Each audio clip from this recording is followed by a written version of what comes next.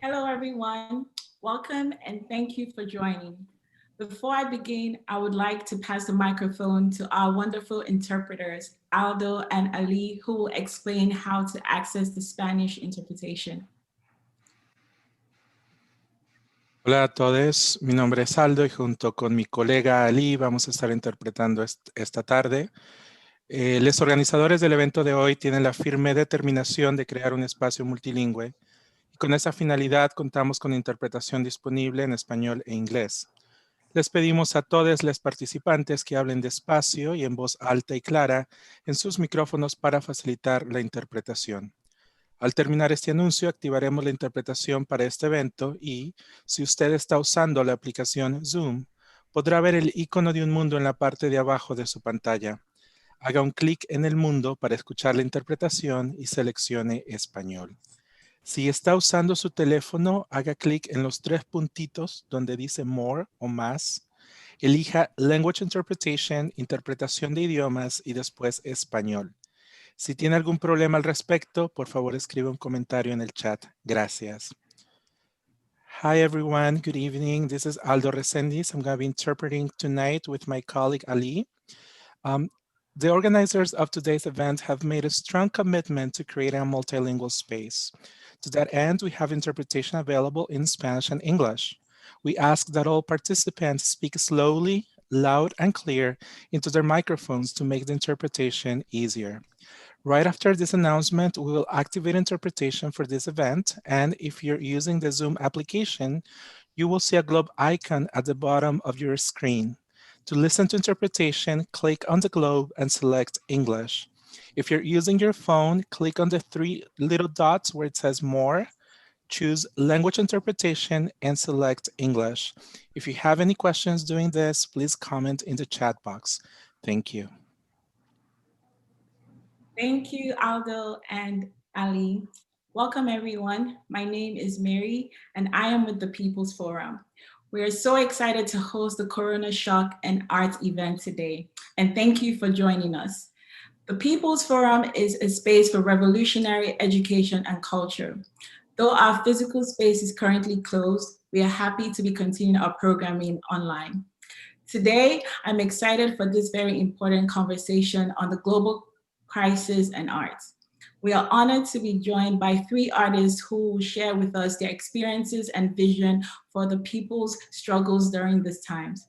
Before I pass it on to our moderator, just a reminder, you can submit questions via the Q&A function on Zoom or the chat on YouTube.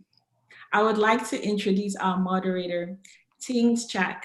Tings is an artist, a writer, and an organizer who leads the arts department of the Tricontinental Institute for Social Research. She's one of the curators and organizers of the Anti-Imperialist Poster Exhibition. Thank you, Tings, and welcome. Thank you so much, Mary, and thank you all to the organizers of the People's Forum for hosting this event. I am so pleased to be here tonight with our esteemed guests that have been in the trenches of the battle of ideas through art for a very long time. So for tonight, what we'll be doing is we'll be sharing a little bit about the work of Tricontinental and the Anti-Imperialist Poster Exhibitions. And then I'll introduce both of our speakers, Judy and Oscar, right before they present. And then afterwards, we'll have most of the time together is a moderated discussion so that we can exchange more deeply. And we'll also have some time at the end to take some questions from the audience as you write in the chat boxes. So first of all, as all good artists, I think it's healthy to start with a little poem to get us going. We paint because screaming is not enough, and neither crying nor rage is enough. We paint because we believe in the people and because we will conquer defeat. So this is adapted from a poem of Why We Sing by Mario Benedetti. And I think it helps us gather a little bit of why we are here today. As I've already been introduced, I'm from the Tricontinental Institute for Social Research, which is a movement-driven social research institute, looking at the perspective of the most urgent questions from the perspective of movements, largely in the global south. And part of this work that we do is the area of culture, the area of art and images, and where the battle of ideas also takes place. Also, one of the partners that we've had is the International Week for Anti-Imperialist Struggles. We've joined together over the last months to do a series of poster exhibitions, which both Judy and Oscar, as part of his organization Utopics, have participated in. And I'll speak a little bit more about the motivations behind that. And we're gathered also because we want to reflect a little bit about what is the role of cultural workers and artists in these specific times of the coronavirus. How has that shifted the things that we can do, how it has given us limitations, but also possibilities and hope. What is the role of artists right now in supporting people's struggles as we're in a very deep moment historically? So I'm going to share some slides right now and we can get going. Give me 1 second.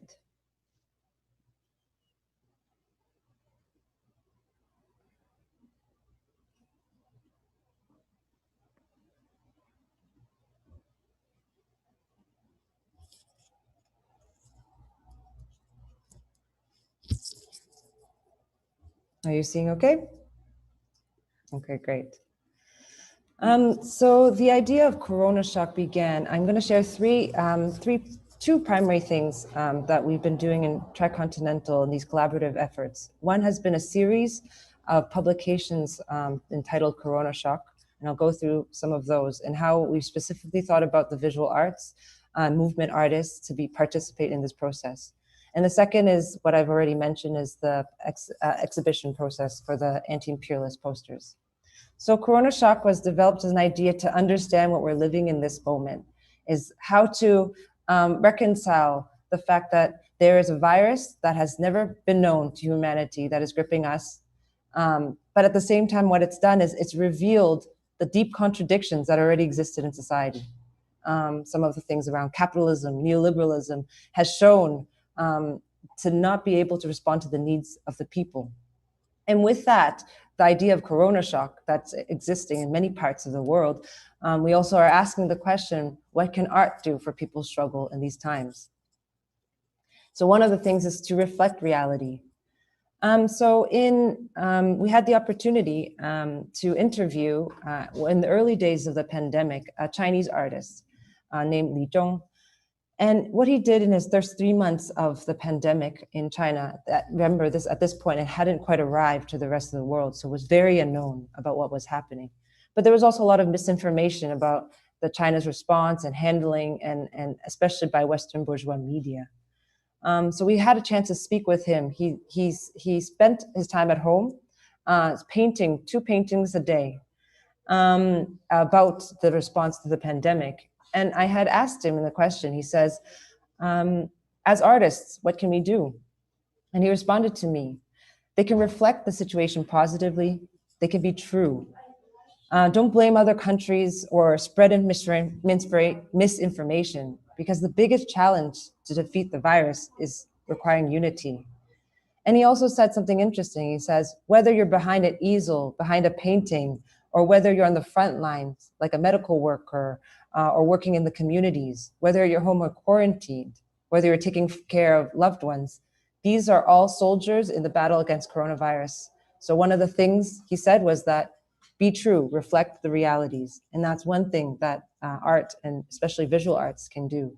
And these were featured, his paintings were featured in our first of the series on China and CoronaShock, looking at how China actually responded to the virus, and what were the kind of, especially the community responses from the top level to the bottom of how the response came to be. From there, we started inviting different artists as well to also reflect a little bit about what the realities of the coronavirus were in their regions. And we did that in a CoronaShock sketchbook that accompanied one of our dossiers. I'll just scroll through them quickly. We questioned things about who labors, who is able to quarantine, who is not. We thought about what does people's resistance look like in these times. And this is actually by the People's Forum, the wonderful designer, Belen. This is from a Cuban comrade, Kalia, thinking about the role of the state and especially about public health and medical work and internationalism. We also thought about some of the violences that were experienced in some regions. This is in South Africa, how the virus was also used as an excuse to deepen some of the state violence. That's in terms of the expulsion of precarious workers, specifically in the shack settlements. We also talked about in Brazil, in the stages of a right-wing government, how were people protesting in their homes? Also thought about in China, how were people recognizing this moment as the country really banded together to defeat the virus in a very impressive speed. Another reflection of reality is looking at how, as I mentioned before, how the deepening of the existing contradictions in social order is. And so one of the CoronaShock publications was on the hybrid war against Venezuela. And here we had the comrades from Venezuela who featured the art. This is the original art from Comando Creativo, and then how we reinterpreted it for this moment. There's also another aspect, is also thinking about what is the role of art to create hope in these times. So when this publication, both actually comrades from Utopics and Judy contributed to, we were looking at some of the responses of socialist run societies from Venezuela to Kerala, the communist run state in India, looking to Vietnam, comparing why is it that the responses were so different in socialist run societies? Why is it that the deaths and the number of virus cases and the response was so different, let alone talk about internationalism? And so some of the things we're showing in this crisis, the difference of social systems and economic systems and why the responses have been different. And with looking at that too, we were also digging into some of our socialist history in terms of visuals. So the images that we actually picked up were recreated from a 1971 public health manual that was created for the barefoot doctors in China, that we also trying to recover some of that socialist history and imagery. And to breathe. One of the aspects, one of the artists that we also interviewed in this time is Pablo Iguez, who is an Ecuadorian painter who in quarantine also started a new series. And in our conversation, he's been doing a series on quarantine.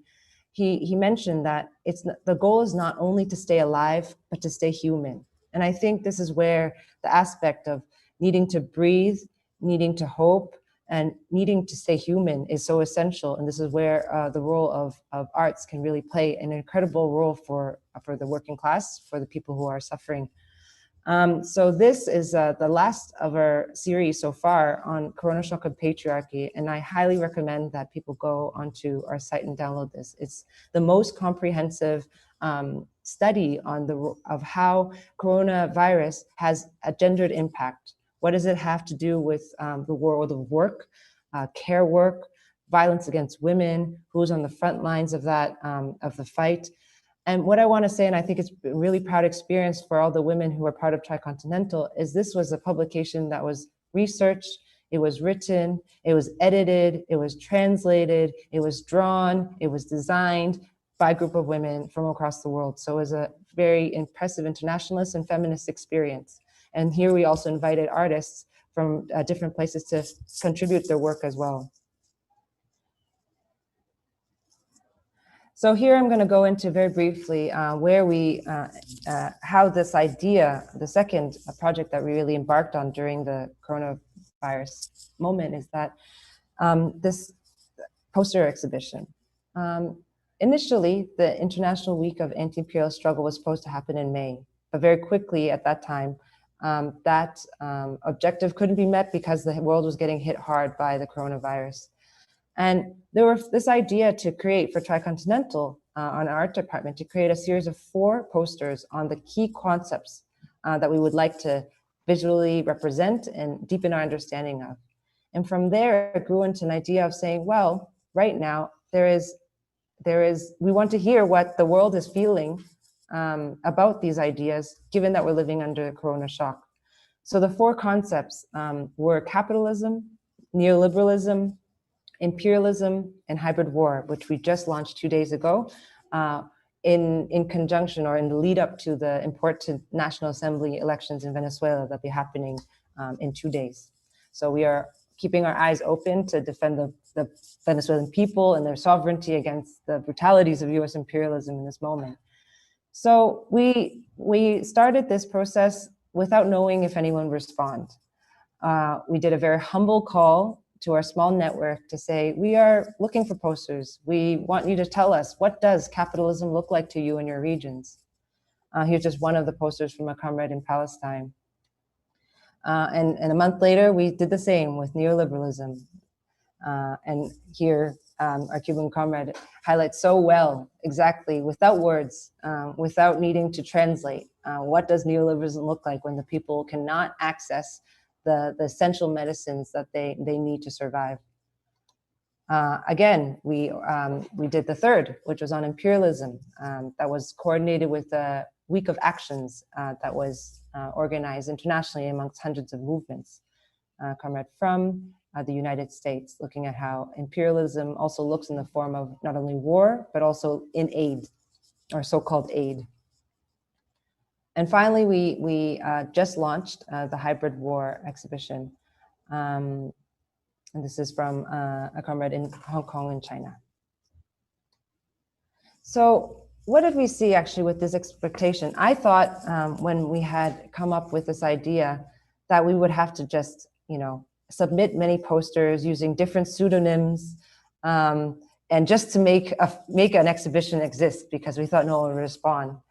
But out of these 4 exhibitions, we were really surprised at the responses. There were altogether 162 artists that participated in the process. Many of them participated more than once. Both Judy and Utopic submitted to all 4 exhibitions. So in terms of the amount of work that we actually received was way, way more than this. I would say at least 250 posters. And it was really impressive. Over 30 countries, so there was no continent that wasn't touched, and 27 organizations. I realized that the video I want to show might not show. I'll show it at the very end if we have some time. Finally, the one thing I wanted to share is that this week we also launched one of the things that we're doing in Tricontinental as part of the thinking about art and people's resistance, is to remember and to bring back different historical examples, which is why I'm also very excited about this conversation where we can bring together different generations of cultural workers in struggle, like Judy and Oscar and myself, and also those who are going to participate in the conversation. Is that to remember is also to help us to resist, to help us to know what has been done in the past so we can have some signposts for the future. And this week, we just launched our second of the dossiers that are related to the theme of art. And just very quickly, I'll share the story of LECRA, which is the revolutionary cultural organization in Indonesia during the 50s and 60s. And just to give you a sense, they were closely linked to the Communist Party. In 15 years, they were able to grow to a mass organization of 200,000 members and millions of supporters. And we were talking, they were in the fishing communities. They were in the peasant communities, resisting eviction alongside the peasants. They were in the cities. They were organizing on mass-based levels of a scale that probably has never been seen in history. And through the study, I think it's safe to say it's the largest non-state related cultural organization to have ever existed. But what happens in 1965 is that there was a CIA-backed coup that led to one of the largest genocides of the left ever. 1 million people were killed in several months. But this also helps us to remember, well, why was it such a threat to empire and to capital? And to what extent was culture an integral part of that struggle? One of the very nice aspects, I think, from doing this research is looking into the ways that they actually developed theory as well as practice in the short existence of this organization. And here I have a poster because I think it has a really nice, legacy for us to remember. It's a poster from an exhibition that they organized as part of what was called the Afro-Asian Writers Association. They created also a poster exhibition. This is 1966, a year after the coup. This is by an Indonesian artist who was also a Communist Party member. And you can see the 3 A's. It's Asia, Africa, and Latin America joining together to sweep away the reactionary forces, the imperialist forces. And surprisingly, only through this research did I actually find out the name of the exhibition was called the Anti-Imperialist Caricature Exhibition that was held in Beijing, that had over 180 works from 24 countries. So in some way, I think it's nice to remember that all these ideas that we think we're having in the middle of a pandemic in 2020 are also ideas that our, let's say, our revolutionary ancestors also have in their constructions of internationalism. And so I think a lot of the work today and the conversation we're having today is how do we make more of these bridges, both historically, through geographies, through languages. Here today, we're doing a multilingual event, thanks to the People's Forum.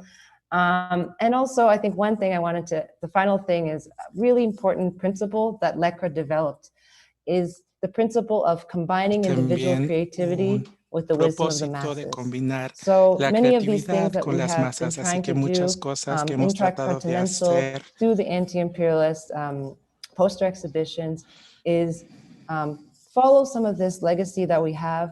Think about what, at this most urgent moment, what can art and cultural workers do to respond to people's needs? And then how can we build an internationalism? How can we get to know each other internacionalismo y cómo nos way, podemos even if we are far conocer apart. de una manera So, profunda, incluso I'll stop si nos there, encontramos and then also leave more space for, I almost pressed the wrong button and left the call. So that's what I want to present today. And I'll do my introductions of our first speaker, who is Judy Seidman. And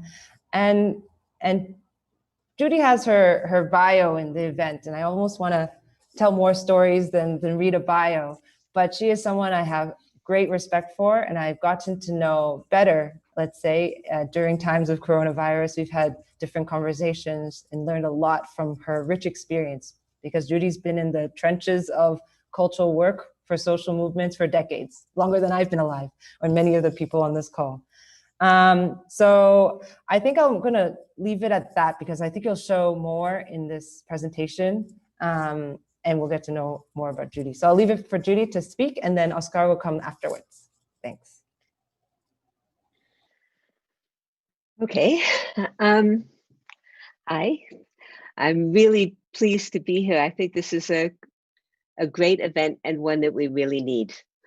And I hope it's a beginning of many conversations, because there's an incredible amount of experience that we've all had in different kinds of ways. And yeah, we need to share it and we need to build on it. So just to talk a little bit about where I'm coming from and some of the things that that I think need to be really highlighted at this time. My own experience is actually from various liberation movements around Africa, but particularly the South African liberation struggle. And the key experience within this was working with a group called Medu Art Ensemble, which was made up of exiled South African cultural activists in the very small town of Gaborone, Botswana, or the capital of Botswana, but it's still a small town. In the late 1970s, it started. And Medu continued to be a collective of cultural activists working with the liberation struggle until it was destroyed in 1985 with the South African Defense Force raid, which killed 12 people on the 14th of June, including our leading visual artist and probably one of our leading cultural theorists as well, Tommy Mignelli. So Medu saw itself as trying to position arts and culture within the South African liberation movement. On the one hand, this meant rejecting the imposed Eurocentric approach towards art, which had to do with individualism, which had to do with capitalism, making money off your art. It had to do with elitism. People in Medu tried to explore what creativity meant within a collective context and within a community perception, that every society and every group of people has its own visions of their own understanding of where they are and their own visions. So how do you build on that? I thought the quote that Tings just gave us from Lekra about the relationship of individuality and the wisdom of the masses was it was great. What can I say? A further aspect of this was that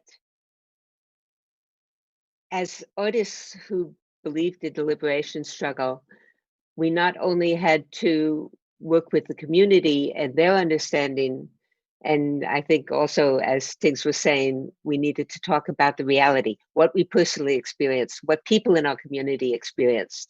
And very often this is nothing like the experiences that get printed on as descriptions of our society in all sorts of places, on television, on the mass media, and so forth.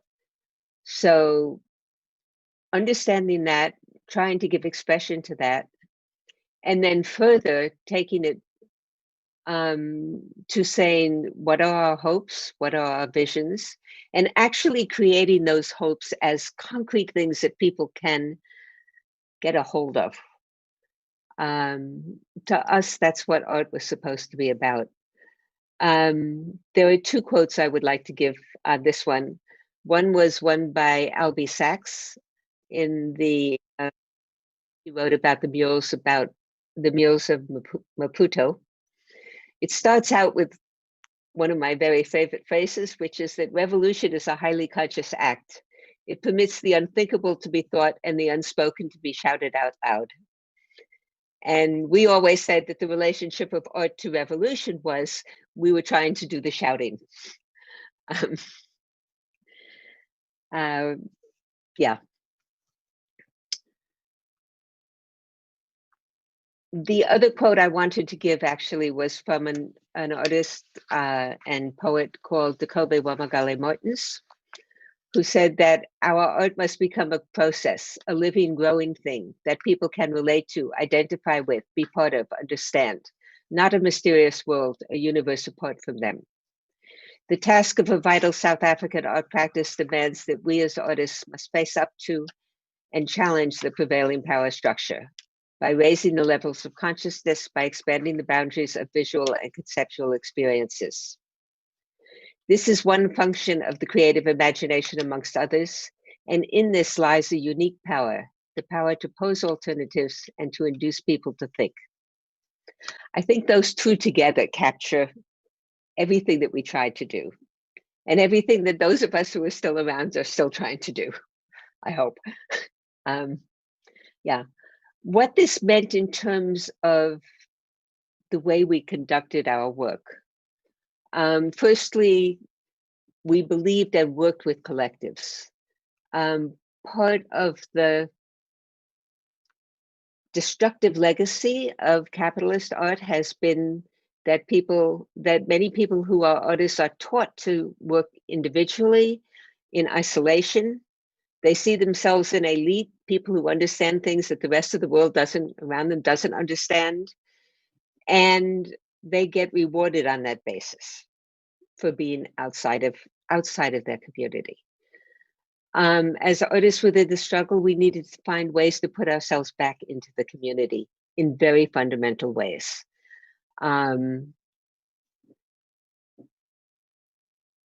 That's an ongoing process. It's not one that you ever completely win. And one of the reasons I like that Lekra statement was it talks about that dynamic between the individual and the mass wisdom. In terms of Africa, that issue of community knowledge and if you like, mass wisdom, great term,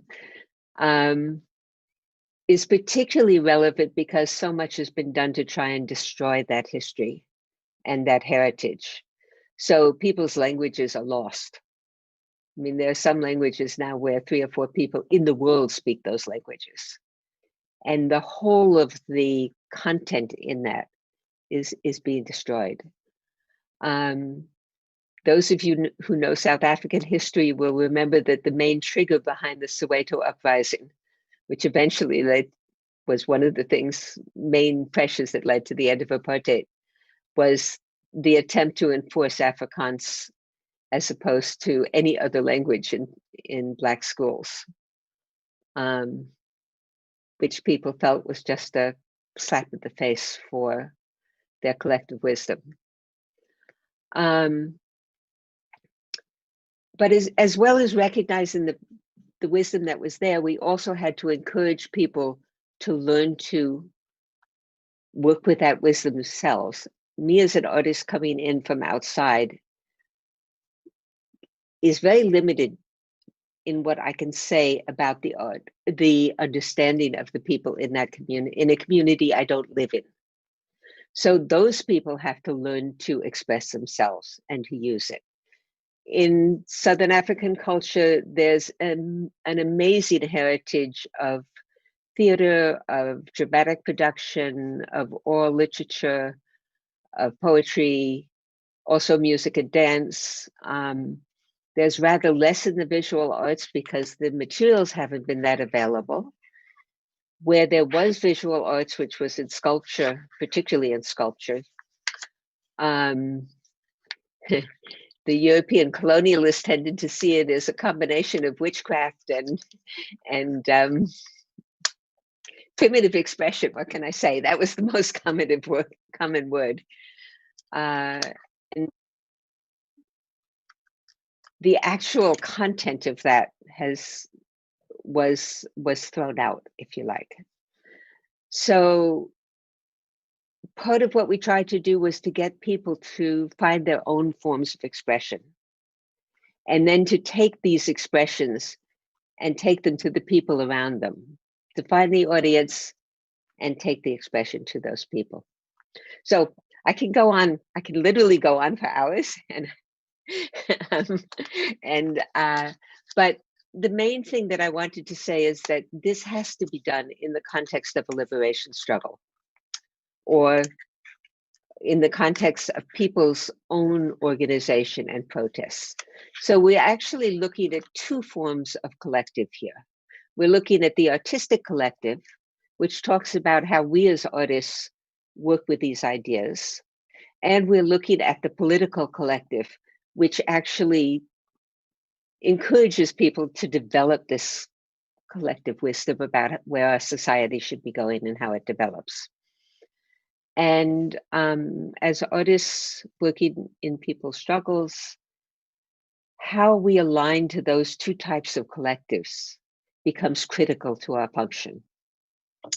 Okay, as I said, I could go on, and I'm probably going way over time. I haven't been watching my time properly. I hope somebody's going to stop me. I wanted to sort of just a little bit touch briefly on how this works out in this world of coronavirus. That is the title of the, and I hope that there will be much more discussion about this. These are just some preliminary thoughts. I should also say that when the liberation movement took over from apartheid in the 1990s, a lot of these ideas got sort of pushed under the carpet. Government certainly didn't see them as something that they were going to invest in a big way, either monetarily or human resources or anything else. Most of us who were involved in this had to look at what kinds of people's struggles were continuing, what were the demands people were making of government today, and how do we relate to those? Not saying that our government needs to be overthrown immediately or anything like that, but there are ongoing questions that need to build on community responses. So a number of issues with trade unions, with gender violence, with providing HIV and AIDS medicines was one of the big ones, actually, in this country. And of course, for all of the demands against continued imperialism, neocolonialism, the fact that what many people saw as a revolution in the 80s was in some ways stalled and still has to be taken through to what was seen as its direction. So, okay, so then this is the context then of coronavirus for many of us. With coronavirus, we find we're the CoronaShock. We are facing a massive amount of repression by the establishment. And in the field of art, this comes out in a number of ways. There's an assumption that art is going to become much more digital. It will be through technology. There won't be individual interaction. That does not work for people who are poor, who don't have access to the technology, or have very limited access to the technology. Most people in those situations also don't have training in how to access that technology. So even if they can receive it, they can't make it. How do we adjust art in the struggle to deal with those questions? Yeah. Another question which many artists that I've worked with in all fields, music, theater, visual arts, is that the levels of cutting us off from other people around us, which is the sort of go-to response of the establishment in terms of coronavirus. Okay, I'm not saying you shouldn't wear masks, you should, obviously. I'm not saying you shouldn't keep some distance, but we haven't yet come up with ways to recognize the importance of those human interactions on a day-to-day basis. So that's a problem. And it reflects in the arts because many of us simply cannot do our art. I mean, I used to walk around the streets with a sketchbook and sketch people, and when they're all wearing masks, it's a different story. We still have to find ways around that. Yeah, there's a whole range of issues. Plus, on top of that, you have a second issue for artists in the struggle, which is that in many of our countries, the government has actually responded by repressing mass meetings. I mean, in South Africa under lockdown, you couldn't have meetings of more than 10 people for a long time. Even now, when we're in a low level of lockdown, it's supposed to be 100 people inside and 250 people outside, I think, last I looked. And they were perfectly happy to use force if more than that number of people were present in a protest. So as political activists, you had to come to terms with that. And as artists in the struggle, you had to come to terms with that. And find different ways to bring people together. And art has an incredibly important potential role to play there. We still have to work it out. I think I've probably spoken more than enough. Oh, there's one other thing I wanted to say as introduction. I think I did sort of mention this, but yeah. One of the things that has been really inspiring and validating and I think showing us a direction is the whole process that Tricontinental has done with those and the anti-imperialist posters, with this discussion today and so forth. We do need to find ways to use what is now the main international links in terms of the technology, in terms of the ability to use Zoom effectively and so forth. We have to get these discussions back on track. And so I would, again, just like to emphasize, thank you for doing this. And to the People's Forum as well, by the way, the People's Art Forum. Thanks. Okay. Thank you so much, Judy. We'll hear more in the discussion part. That was a great presentation. I think just a couple of notes on what you just said before I introduce Oscar is that you shared with us a couple of quotes, and one of the quotes that we also used in the kind of call for posters was from Tammy Miele.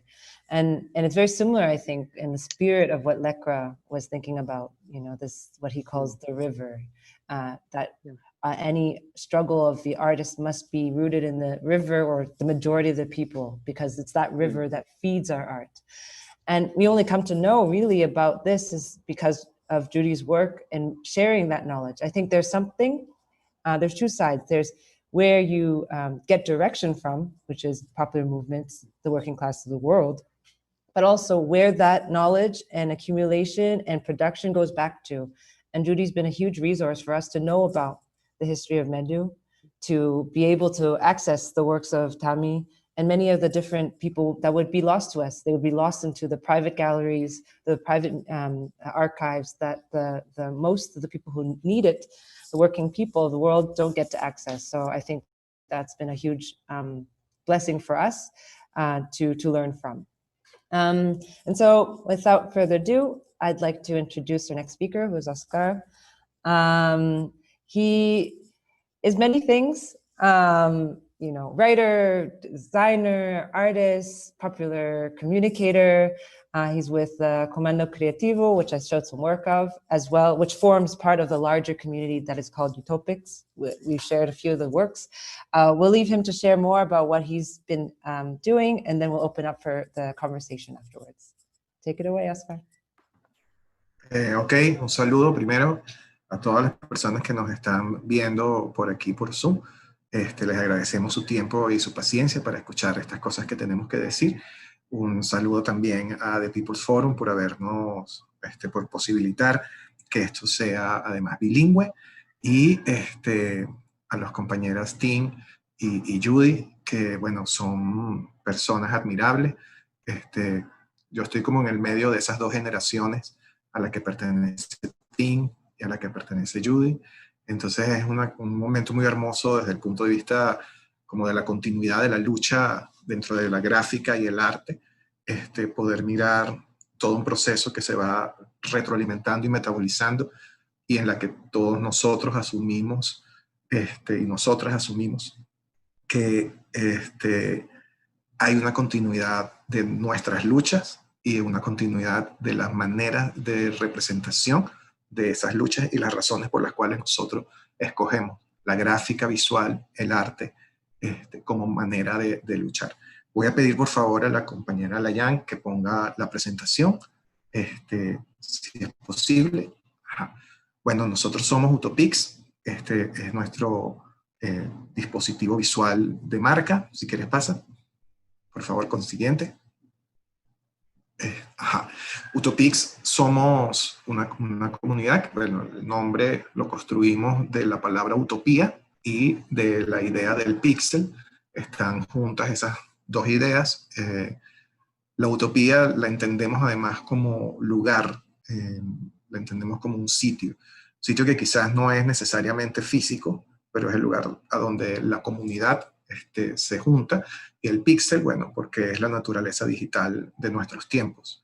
La comunidad Utopics, que es como nosotros nos gusta llamarnos nosotros mismos, comunidad creativa Utopics, somos 50 personas en este momento, ya no solo venezolanos y venezolanas, que trabajamos de forma voluntaria para sostener esta producción. Y nosotros organizamos nuestro trabajo simbólicamente como en 3 vías. Un poco inspirado también por una serie de grandes hacedores, de los cuales, por supuesto, el Medu Ensemble es un ejemplo histórico para nosotros y al cual nosotros le rendimos constantemente tributo en nuestras propias metodologías del hacer. Pero bueno, nosotros tenemos como 3 niveles de acción. Uno es el nivel de contar, que es cómo contamos nosotros las luchas de nuestros compañeros y compañeras que están en los pueblos haciendo el trabajo. La segunda es recordar, hacer, cómo hacemos memoria de las luchas que han ocurrido en el pasado. Y el último nivel es cómo damos herramientas, cómo luchamos desde la comunicación visual, cómo vemos, cómo hacemos que nuestro oficio, porque nosotros nos entendemos menos como artistas y más como obreros y obreras, cómo desde nuestro oficio podemos hacer participar de la transformación concreta de nuestras realidades sociales y culturales y, políticas. Si quieres, la siguiente. Voy a tratar de explicar cómo funciona, cómo empezamos nosotros a trabajar. La idea de la comunidad surgió porque el Comando Creativo, que es una organización militante, que sí tiene una estructura cerrada, que es una organización de cuadro, ya no podía seguir creciendo ni podía seguir trabajando y produciendo porque la salida que nosotros teníamos a nuestra producción era a través del Ministerio de las Comunas.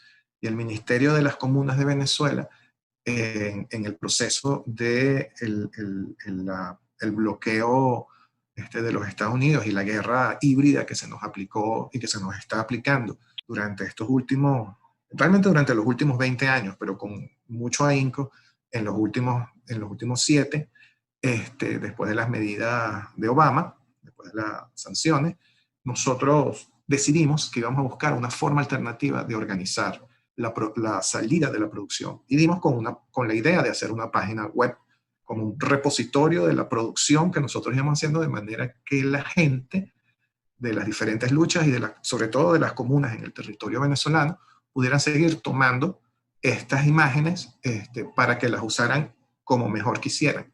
Eso es como la idea inicial general. Y empezamos a desarrollar una metodología interna de trabajo para los artistas y artistas gráficos, que era la de los desafíos. Nosotros hemos hecho ya más o menos más de una docena de desafíos en la que ponemos un tema, un tiempo, y le solicitamos a estos artistas que nos entreguen producción. Si quieres puedes adelantar. La siguiente. Ajá. Estos son algunos de los productos gráficos que hemos obtenido. Estos son justamente, la mayoría de estos son desafíos sobre cómo entendemos la utopía. Y podrás ver que, hay una cantidad muy extensa de maneras de representarlos. La siguiente. Entonces, a medida que nosotros íbamos organizando estos desafíos, empezamos a pensar de qué manera íbamos a organizar esta comunidad que estaba surgiendo alrededor de los desafíos y alrededor de esta pequeña plataforma que estábamos en ese momento apenas ni siquiera creando. Estábamos empezando a decir que la íbamos a hacer. Esto pasó hace 2 años. Entonces, los compañeros artistas y compañeras artistas confiaban de alguna manera en el histórico del Comando Creativo, en que nosotros íbamos en algún momento a hacer una plataforma, pero en el primer momento no había nada. Simplemente le decimos a la gente, este es un desafío. Y empezamos primero por un grupo de WhatsApp, para poder transmitir el momento en que pedíamos los desafíos y cuándo nos los entregaban. De ese grupo de WhatsApp, paralelamente, un compañero César, que es nuestro webmaster, y una persona que además ha entregado voluntariamente una cantidad descomunal de saber y de trabajo, a mí me parece heroico el pana, organiza la parte del servicio hosting, la parte del cloud, donde tenemos arriba los archivos, y desarrolla el WordPress multisitio, donde tenemos dos espacios realmente tres espacios de web, que son la página Autopix, que está al público, que ustedes ven, autopix.cc, que tiene todas sus partecitas, todas sus dependencias, pues Pix, herramientas, escuela, biblioteca, bitácora, muro, tripulación, etc.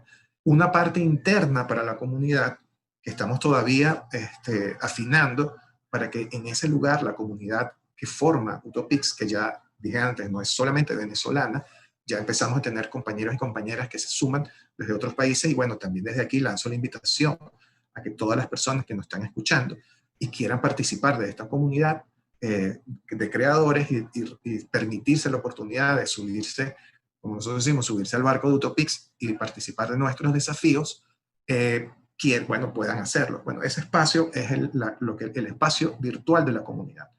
Y ahora tenemos una versión en inglés que es utopix.cc/home. Ahí no está tan completa todo el contenido que nosotros hemos desarrollado, pero está de alguna forma, poco a poco estamos traduciendo todo lo que hemos hecho al idioma inglés. Pronto, estamos justamente hoy en la noche, después de esta reunión, vamos a hablar con unos compañeros belgas de los grupos de solidaridad con Venezuela para empezar a hacer el Utopix en francés y traducir Utopix también al idioma francés. Esperamos que la gente de la Tricontinental un día nos diga, sí, nosotros lo traducimos al sanganés o al chino, y entonces tengamos Utopix en chino y en otros idiomas, y seamos muy felices de que pueda unirse una comunidad a hablar de las luchas a nivel global en muchas más idiomas, y pensarnos esto que está pasando ahorita como en el People's Forum, que tenemos una experiencia multilingüe simultánea, rompiendo la barrera del lenguaje para poder llegar a otros y otras compañeros. Tenemos, bueno, por supuesto, las redes sociales, que son lamentablemente infaltables en esta ecuación para poder construir narrativas y hacerlas circular.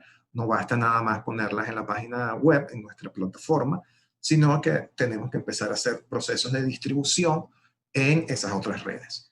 Pero eso es como lo que tiene que ver con la plataforma digital. Aquí hay dos cosas que yo quiero resaltar. Uno, el grupo de WhatsApp como espacio de beligerancia y de construcción colectiva de nuestra comunidad. Y lo otro,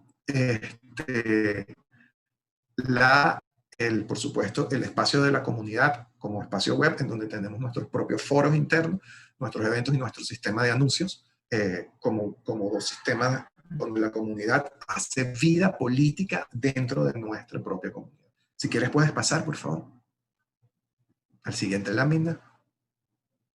Ok, bueno, esta es unas capturas de nuestro sitio web. Podemos ver cómo se ven en la página en su forma completa, y de algunas de las entradas que tenemos con infografías, por ejemplo, la de la cooperación médica cubana, justamente ahorita en el proceso del CoronaShock, cómo las alternativas socialistas, bueno, están jugando esto. Y me interesa es como resaltar como hasta los extremos en donde nosotros estamos empezando a construir narrativas a partir de investigaciones representadas visualmente.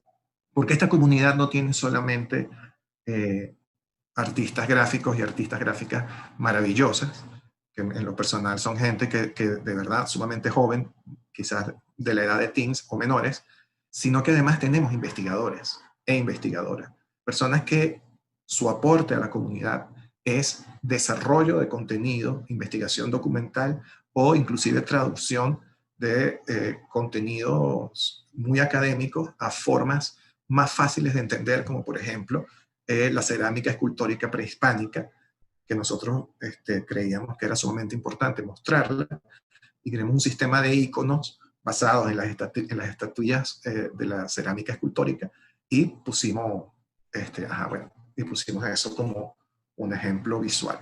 Si quieres pasamos a la siguiente lámina. Tenemos una sección, una parte importante de nuestro hacer es poder construir un repositorio de imágenes que sirvan de descarga para las comunidades que están en lucha. Aquí tenemos una especie de abanico de collage de todas las cosas, de muchas de las cosas que hicimos para el año 2019 con la salida de las luchas antineoliberales que se dieron en el continente, explotando en diferentes países de Latinoamérica. Si quieres puedes adelantar. Todas estas descargas están, la siguiente, todas estas descargas están en línea y son libres de derechos. Y esta experiencia de logotopía, de la que me quiero detener un poco en los pocos segundos que me quedan, es una experiencia que nosotros hacemos a partir de algo que llamamos un laboratorio creativo. Nosotros con las organizaciones políticas que luchan y que están en los territorios, tanto sean comunales como organizaciones de obreros organizados, como fábricas tomadas por obreros, como organizaciones culturales de base en barrios venezolanos, en regiones muy lejanas como Mérida y ese tipo de cosas. Nosotros organizamos un laboratorio en donde con ellos y ellas hacemos el desarrollo de una identidad, a partir primero del relato, de la construcción identitaria de esas organizaciones, y después llamamos y convocamos de forma voluntaria a un proceso donde nosotros damos nuestra metodología de desarrollo de marca y de identidad, que se la estamos quitando al capital y la estamos rediseñando, reformando para poderlo utilizar en las organizaciones que hacen lucha política en el país, que hacen lucha desde los territorios, y ponemos a un grupo de diseñadores que de forma voluntaria generan, según nuestra metodología, en un mes, identidades de marca. Hemos hecho 3 logotopías. Esta es la imagen del último. La primera logotopía se lo hicimos al Ejército Productivo Obrero. Pueden visitar en nuestra página porque son una gente absolutamente heroica,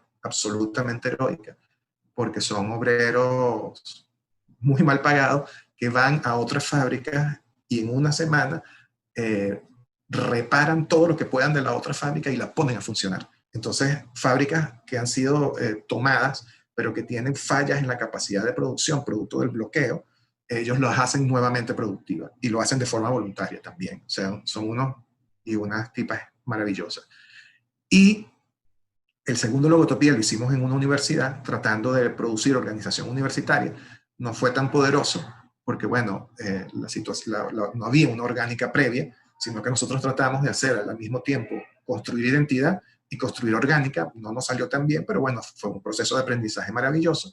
Y este tercer logotopía, en el que nos volvimos locos y locas, y tomamos 6 organizaciones de base, que son desde organizaciones campesinas, organización de diferentes comunas en Venezuela, una comuna en particular que es muy grande y con una producción muy fuerte, una organización cultural y una fábrica bajo control obrero, y le hicimos durante un mes las identidades. Ahorita estamos, si quieres pasar a la próxima página, aquí vamos a ver algunos de los resúmenes de identidades. Está la identidad que hicimos para el Ejército Obrero y algunos bocetos para todas estas identidades que sí, en la Casa del Costurero, que es la organización popular, la Unión Comunera, que es una especie de plataforma de comunas que trata de construir una especie de asociación nacional de comunas, la plataforma de lucha campesina, que son los campesinos pidiendo que no se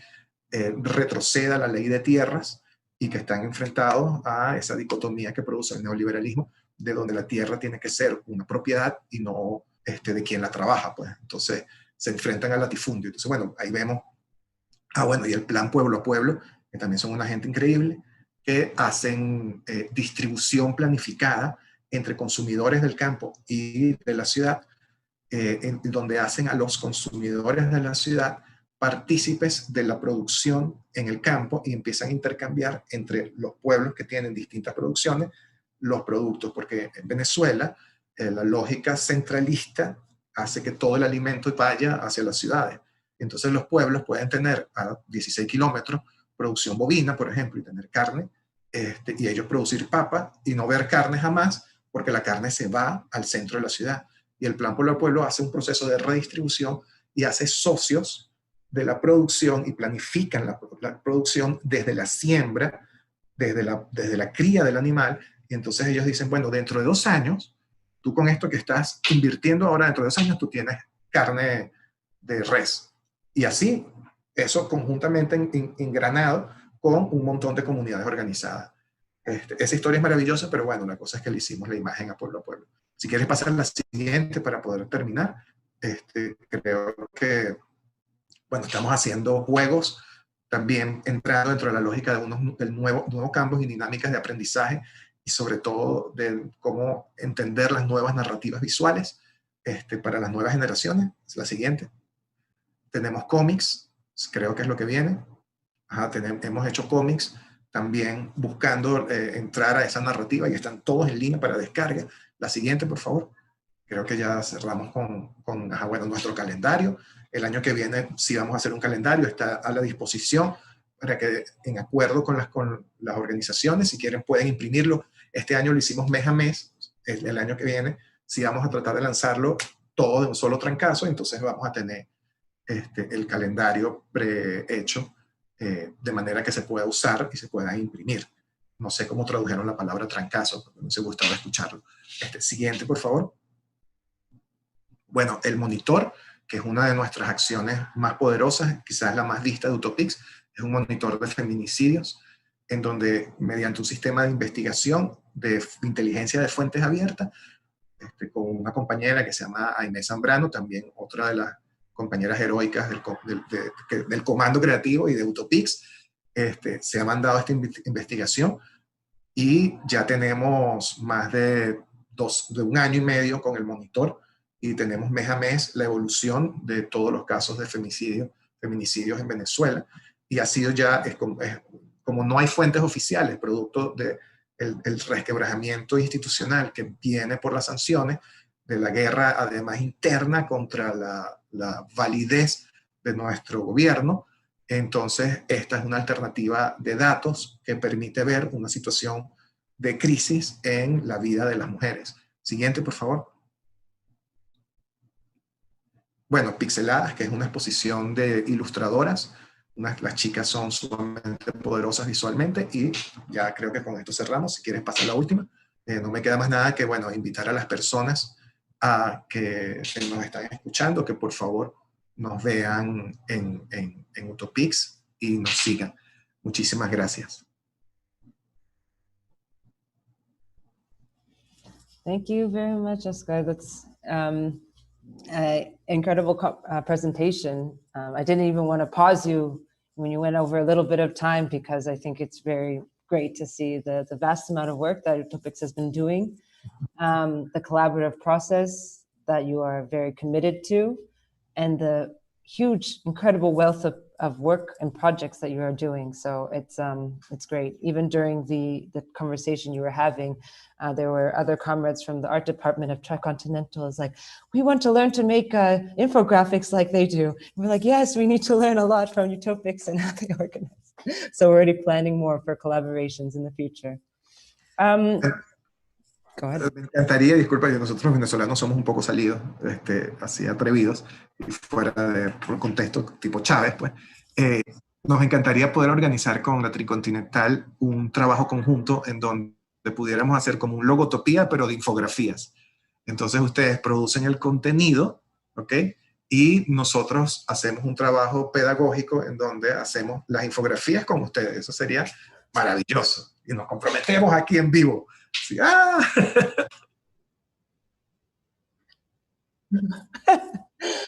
Very good, wonderful. Let's talk more about that. This is part of the intention of an event like this, is that we can also conspire and think together, in the sense of the breathing together collaboratively. So, I mean, I wanted to bring us both into, all three of us into conversation now, a little bit. Both of you talked about, I'm going to reverse some of the questions we had thought about, but both of you had talked about many, I think, a deep commitment to collaborative practices. Utopix, as well as the work that Judy, you've done, whether from Medu till today, is deeply rooted in communities. It means going out there, knowing what the demands are, knowing what the campaigns are, and making art in response to that. Also, you both mentioned in some aspect or another that there's questions about what people call the digital divide. You know, access to internet among the working classes is very difficult, even worse than now in today's moment of the pandemic. We know in Venezuela, we know with South Africa, the load shedding, the rolling blackouts has been heavily increased in the last months. So I just wanted to ask you both, how has it concretely affected the work you're doing as community-based organizations and organizers? And what are some of the kind of maybe strategies or tactics you've created to overcome that in this moment in say the last months that we've been living? Maybe Judy, if you want to go first, and then Oscar we can keep it open. Just have to unmute you, Judy.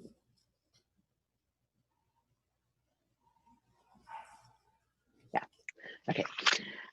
Firstly, I didn't really talk about some of the tactics that we did or strategies we developed over time to encourage people particularly from poor communities, to develop their own work. And it's important to actually, the model for a lot of this was actually from Paulo Freire and the Theater of the Oppressed. So I always said we were trying to do a visual arts version of Theater of the Oppressed, try to find fairly straightforward exercises that people could relate to start to produce art. And then make sure they had the materials and the space and the encouragement to do that, but let them come up with their own images and their own. So that's one of the things that we've been trying to do. We have not had much success at all in terms of taking that into online and high technology structures, which is a real problem. And I'm really interested in what Utopix is doing around in that line, because it's something we need to learn from, certainly. As you said, the problems with electricity and so forth, we can't even get telephone calls, much less Zoom conferences with people in the townships that have no electricity. And unfortunately, over the last 15 years, yes, the government made an effort to get many people onto the electricity grid. And then in the last year or so, and especially with coronavirus, they've been cut off the grid. So all of their previous methods of communication are now gone. And it's actually a major disaster. We don't have good solutions to that. And we're struggling on that. Hopefully it will be improved, but at the moment it's not a good one. There's a lot of initiatives to try and get kids in the poor areas to learn to use computers and so forth. Again, it's very initial. Yeah. One of the things that people have talked about recently, post-coronavirus or in the midst of coronavirus, is that there are a lot of sort of hands-on, very local artistic processes that we might want to go back to. Guerrilla theater, the famous guerrilla theater, graffiti, mural painting, are all ways that people can use to express themselves in quite a local situation. What we would ideally want to do is to think of ways to then record those and put them in a broader context for people outside of that. But that's about as far as we've got on that. We don't have, at this point, also organizing any of these kinds of things under conditions of lockdown is extremely difficult. Even just getting people together in order to talk about how you would resource such a project and so forth hasn't been very successful. I personally think we just have to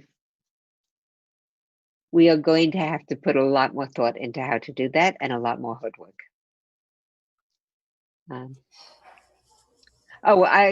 There's one other thing I should add, which is that many of these processes have, to some extent, depended on foreign aid of one sort or another. And all of the issues around foreign aid and neoliberalism, and that's just been cut with the coronavirus. Even the best of those organizations, and some of them are very good, are saying that they don't have resources and they can't, I mean, the ones who are in Europe can't even send people to Southern Africa to see what's happening on the ground. It's not happening. So there's actually been a massive amount of disempowering of what initiatives there were. I don't think anybody's begun to address that. I think I'd like to throw in, there's Naomi Klein talked about disaster capitalism and how that actually relates to what's happening with coronavirus is something we should be very, very concerned about. Those of you who don't know the disaster capitalism, essentially the argument is that when major disasters happen, those in power in the capitalist world tend to use it to advance many things that they would never have gotten through if people were better, more resistant and not in a state of absolute despair. And I think we're facing some of that at the moment. And we've actually been losing ground on this. Thanks, Judy. Just right before Oscar answers, because you mentioned Paulo Freire, actually last month, Tricontinental just launched a dossier, and it was a really nice experience. It was looking at, obviously, Paulo Freire is Brazilian, the pedagogue and amazing political educator, but the tracing of that was actually with impacts in Africa, particularly in South Africa. So it's looking at what it served in the context of liberation struggles that you know well, Judy. Exactly what you had mentioned in your talk around Black consciousness. How was that inspired by Paulo Freire and pedagogy of the oppressed? And then also how that has traced back to its current moment of how many different political education schools and formations have continued to carry on that legacy, like the landless peasants, landless workers movement in Brazil, the MST, that is also linked with organization like Abahlali, the shack dwellers movement in South Africa. And so it ends with a very nice, nice kind of moment where in the middle of the pandemic, exactly what you said, Judy, how it's been hard to even gather, and also a lot of people living in shack dwelling settlements have faced extreme repression. But the Abahlali movement was able to celebrate its 15 years of an organization just, I think it was a couple of months ago. And in that celebration, they had the flags of also MST, you know, bring back the Brazil reference, back to Africa. I think this is a moment of I guess, an image of solidarity and internationalism that's very strong. And just a little note for that is that for that 15-year anniversary, a comrade of mine from South Africa actually sent me some photographs of the decorations that the comrades did. And they actually chose to print and post many of our posters from the Anti-Imperialist exhibition, including Judy's own poster as well, amongst many of the submissions from Lebanon to Brazil to Cuba. So there was something that spoke to the comrades there as they were doing their own celebration about these posters and the lived experience in that experience. So, but I'll let Oscar respond to this question of how Utopics has responded in this moment.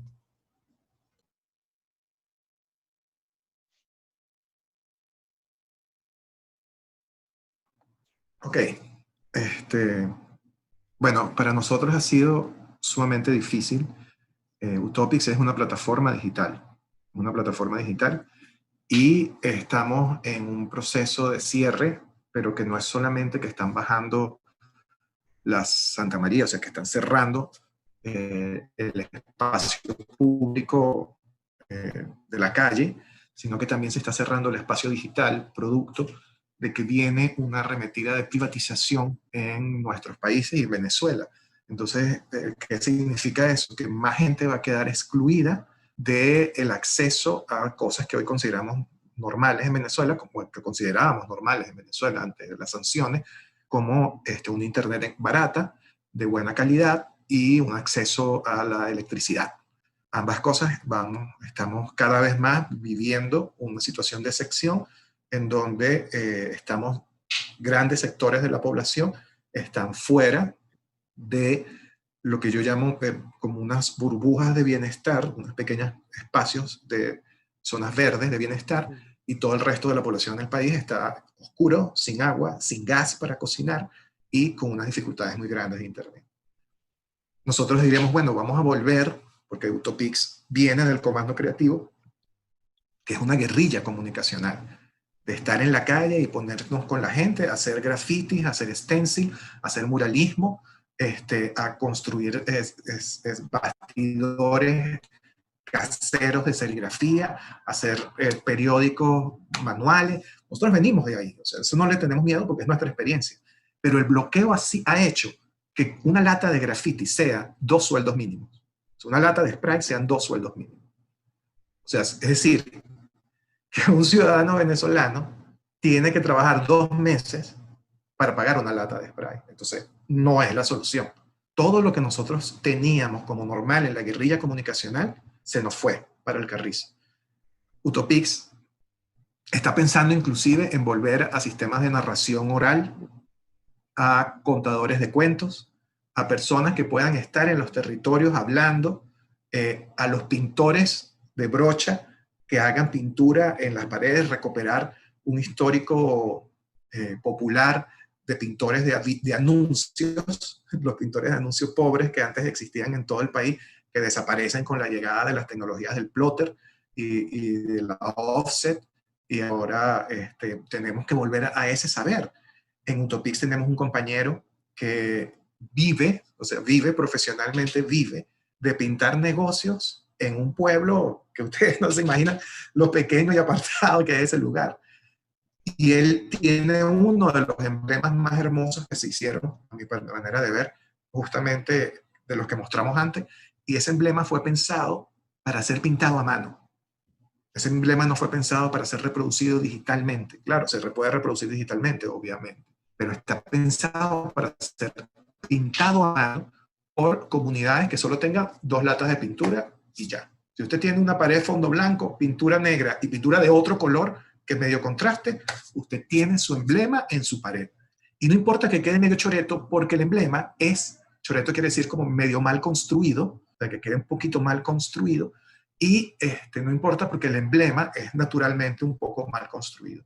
En eso estamos rescatando, entonces, metodologías de la Ramona Parra, de Chile, que fueron unos magos en entender las formas de hacer una alfabetidad visual para narrar murales sin recluir a expertos dibujantes ni grafiteadores. Pues.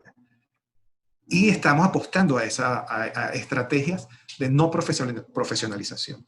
Pero bueno, como dice Judy, la utopía se nos pone más lejos, la utopía se nos pone más cuesta arriba, en la medida en que el shock neoliberal avanza, porque no solamente se desteje materialmente la capacidad de acción, sino que además la convicción social sobre sus potencias creadoras en conjunto desaparecen y la gente opta por soluciones individuales. Y frente a esa problemática, nosotros nos damos cuenta que tenemos que empezar a trabajar con las pocas organizaciones que son capaces de sobrevivir orgánicamente a el shock de la individualización producto del coronavirus y producto del CoronaShock como parte de una estrategia del neoliberalismo de avanzar sobre los territorios de nuestra mente, sobre los territorios de nuestros cuerpos, sobre nuestros territorios físicos y sobre nuestros propios recursos y nuestro tiempo de vida. Entonces, esa dimensión nosotros la tratamos de sobrellevar juntándonos con los que ya están organizados, con los que ya están en los territorios trabajando. Pero bueno, igual tenemos un problema. En Venezuela, un país petrolero, las sanciones no nos permiten viajar. No hay gasolina. O sea, de pronto vamos a tener una verdadera crisis de alimentación porque el campo que produce el alimento no puede llevar la producción a las ciudades porque no hay gasolina para mover esa producción. Entonces, estamos en un atolladero.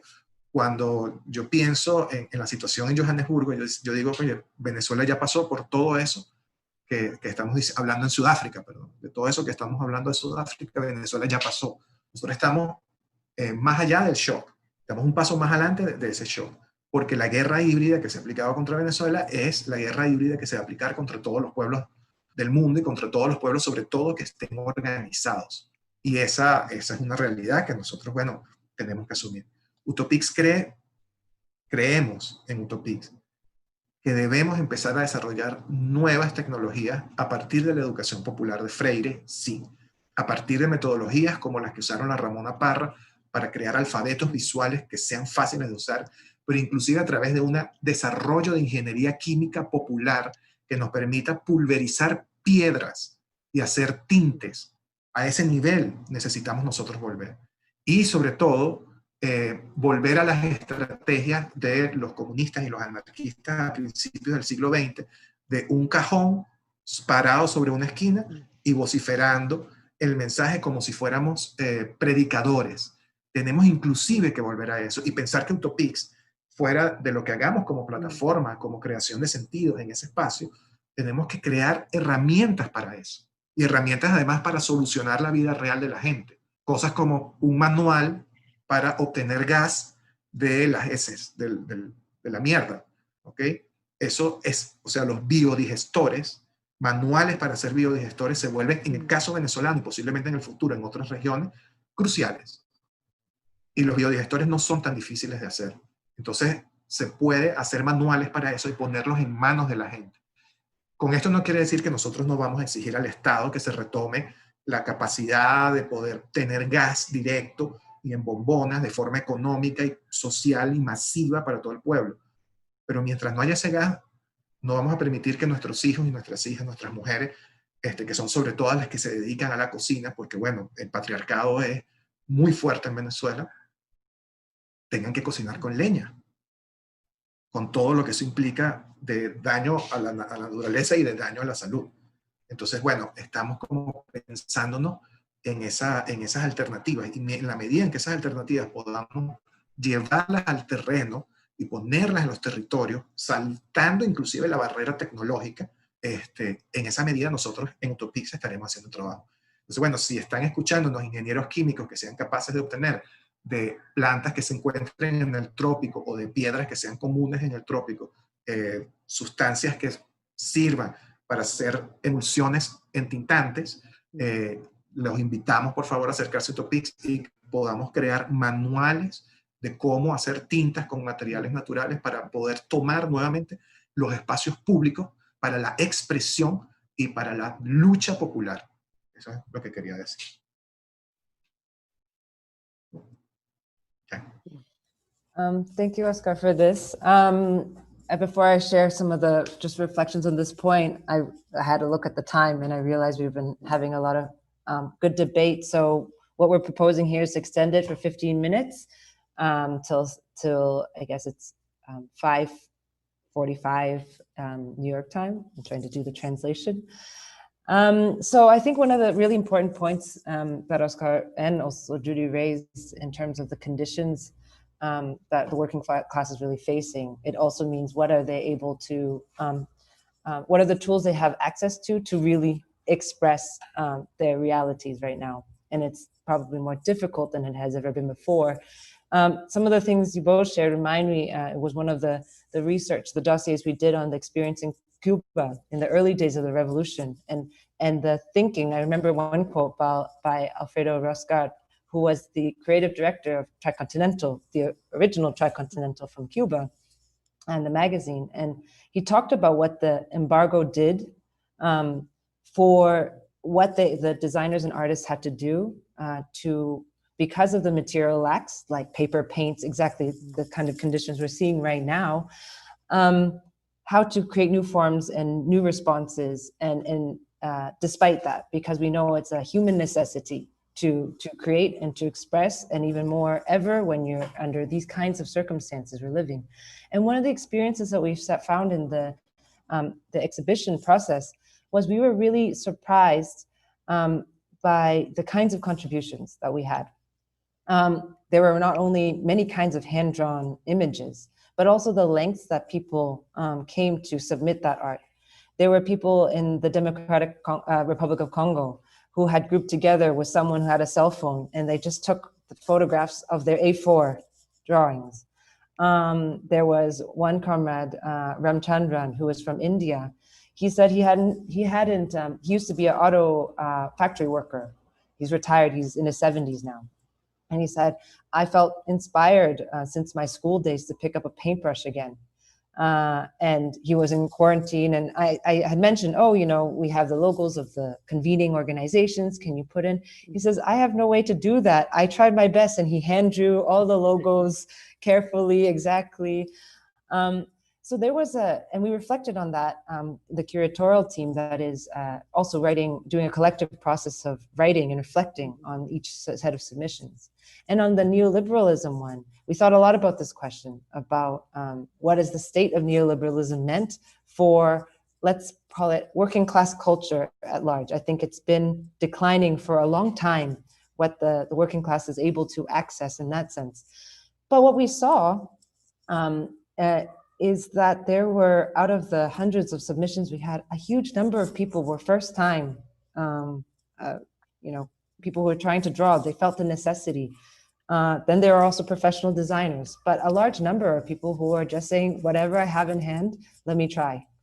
And this, I'm just gonna use a little quote from the review that we wrote, that we started with, that is that when they really urgently, desperately need to say something, the people don't wait for designers.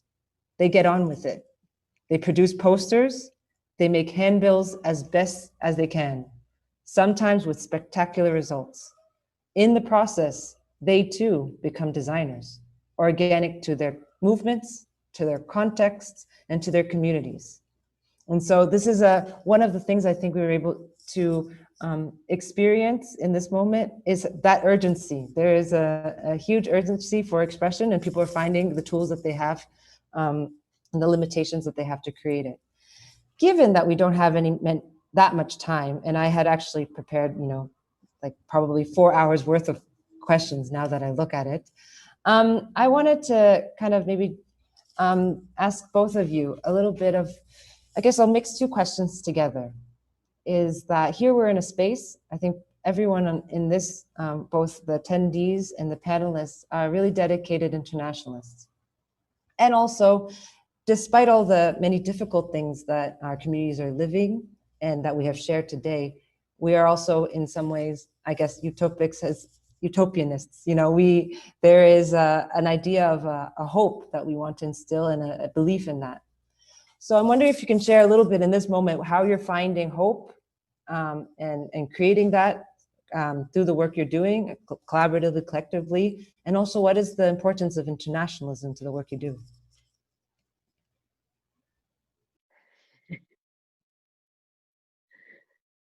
Do you want to go first? Shall I? Go ahead, Judy, you have the mic. Okay. It's fine. Yeah. Okay. Yeah. Hope. My personal hope is just that with all the incredibly awful things that have been happening, and I mean, yeah, it's not an easy time, but I've been amazed and impressed and rather blown away by the strength of the response in some of the communities I've worked with, I'm still working with. So we were supposed to have a demonstration that was supposed to happen on the 21st of March, and South Africa's lockdown started on the 20th of March. And the day before, we had a meeting of a couple of hundred people who essentially we agreed that we couldn't actually hold the demonstration at that point because it would have actually been a health risk. Also, we thought at that point, with reason, that the police were likely to come down hard on anybody who gathered for whatever reason, which wouldn't help the issues that we needed to get on the agenda. But these people were amazing in terms of their willingness to think about what are the strategies we can use to get these points made. How long are we actually going to accept being told we can't demonstrate? In fact, they went back and did demonstrate and actually slept in at the union buildings 2 weeks ago. And I'm not sure we got a full answer from government, but we got some kind of government response. But just the, oh, and I should also say that in the end, they had to, because there was no money available for anybody, they raised their own money for transport to come from all over the country to do this demonstration. This was like 2 weeks ago.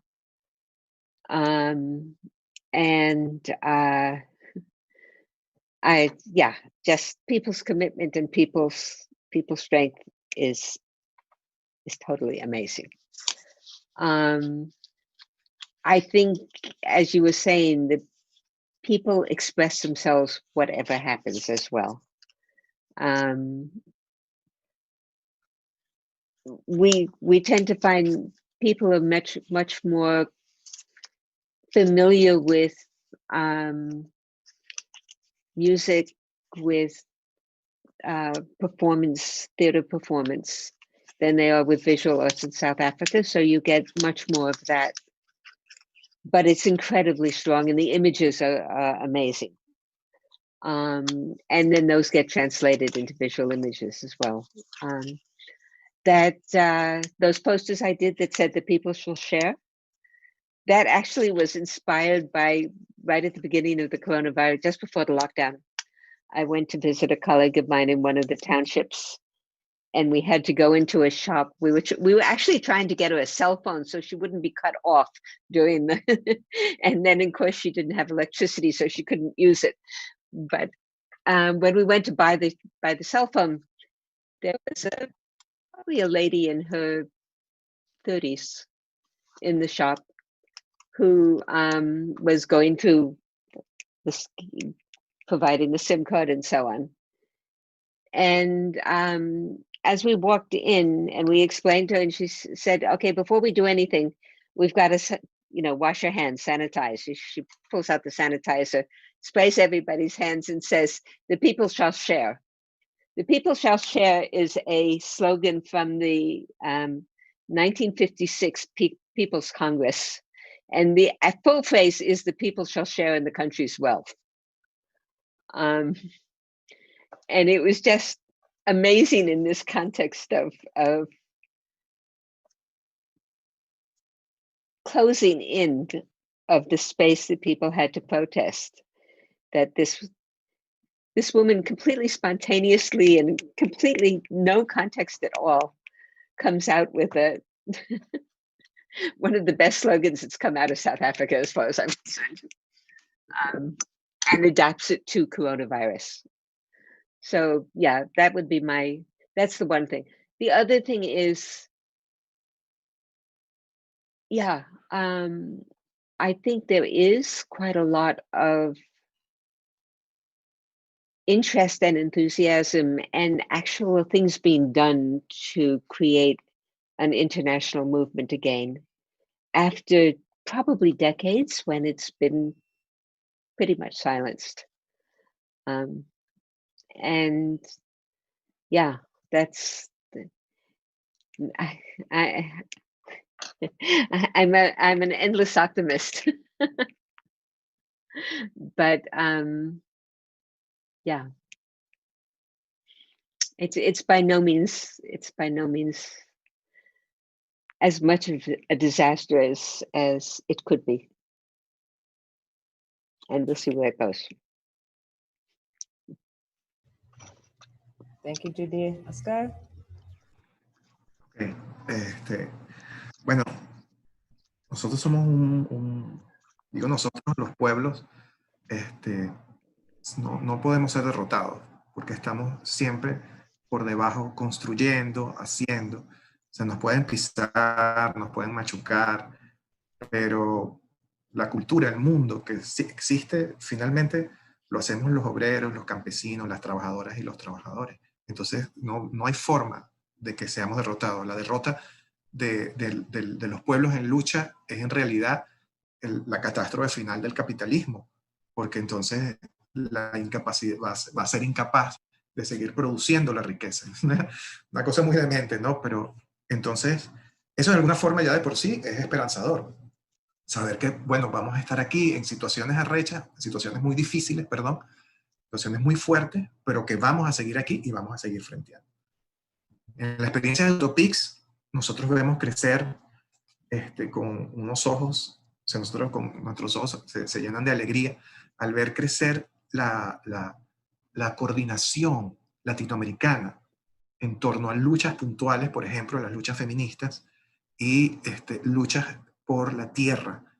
Entonces, esos temas, y bueno, y resistencias también culturales como resistencias indígenas, empiezan a tejer líneas de fuerza y de atracción entre los pueblos y empiezan a ser cada vez más conscientes de que sus luchas individuales son inviables si no es una lucha continental.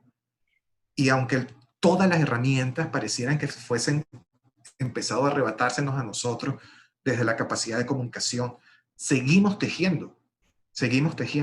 Y lo seguimos haciendo además cada vez más con aprendizajes mutuos de otras experiencias. Nosotros, por ejemplo, encontramos maravillosos las experiencias de mística que hace la gente de los Sin Tierra, de la MST brasilero. Es sumamente poderoso cómo la mística en la organización construye una identidad súper fuerte y alegre en torno a la lucha. Y nosotros hemos tratado de tomar esas estrategias para la creación de identidad de marca, darle sentido verbal, lingüístico a una lucha que está llevando a cabo una gente, les devuelve a ellos de forma como mística, mitológica, el poder de sentirse, o sea, capaces de transformar la realidad. Y en esa medida, yo veo como esas hibridaciones metodológicas que empiezan a ocurrir en toda Latinoamérica son una señal de que estamos avanzando en compartir una serie de problemas que no son comunes y de las experiencias de cada uno de nosotros, como en diferentes lugares hemos abordado esos diferentes problemas. Siento que estamos en un momento sumamente poderoso. Inclusive si el cierre es eléctrico y se baja una cuchilla y no podemos hacer más nunca una reunión en Zoom, estoy seguro que encontraremos la forma de llegar a los otros pueblos, así sea con palomas mensajeras, así sea a caballo, así sea, como decimos aquí, montado sobre un burro, pero vamos a llegar porque el tejido se está empezando a fortalecer. Autopix nos está llegando gente a solicitar participar del trabajo que nosotros hacemos, de México, de Colombia, y nosotros admiramos compañeros y compañeras que están en el Perú, que están en Chile, haciendo fanzines, y empezamos a comunicarnos. Es verdad, por ahora sobre las redes sociales, montadas sobre esta plataforma, pero incluso las situaciones de diáspora humana están empezando nuevamente a crear tejidos. Y nosotros vamos a encontrar la manera, así sea grabando viejos cassettes y mandándonos audios con eso. Vamos a encontrar la manera y de eso estoy convencido, de que nosotros vamos a prevalecer. Los abrazo a todos.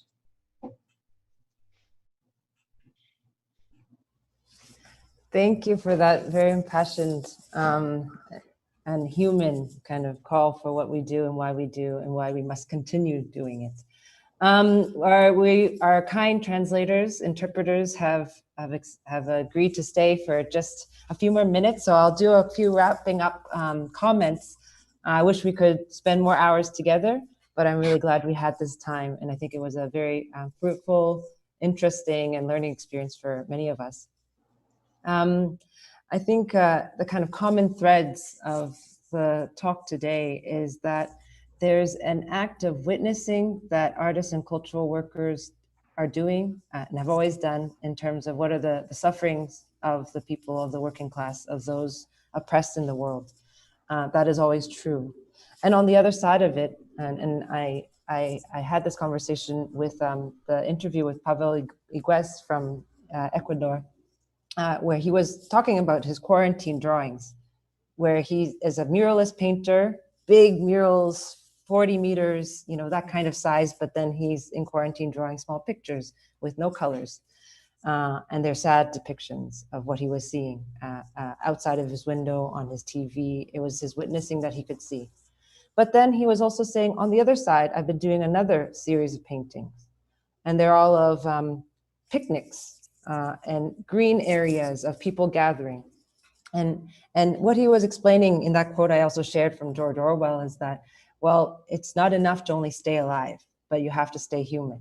So one of the aspects of, I think, the work that as militants, as cultural workers, as artists who are from social movements and organizations, is that we also need to think about, in the state that we live in under coronavirus, responding to imperialism, the attacks of hybrid war, living under capitalism, the brutalities of patriarchy, is that we also need to paint those pictures of the world we want to construct, want to give aspirations, the aspirations of the people, an image as well.